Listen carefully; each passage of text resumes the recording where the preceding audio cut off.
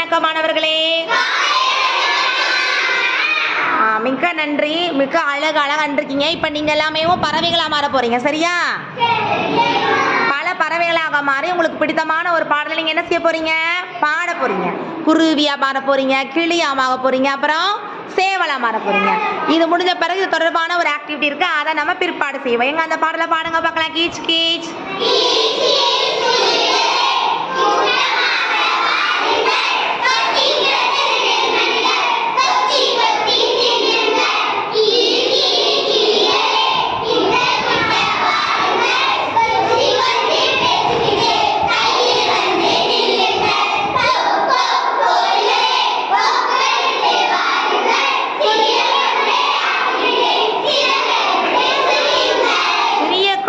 ஆட்டிக்கிட்டு சிறகடித்து சிரியுங்கள்.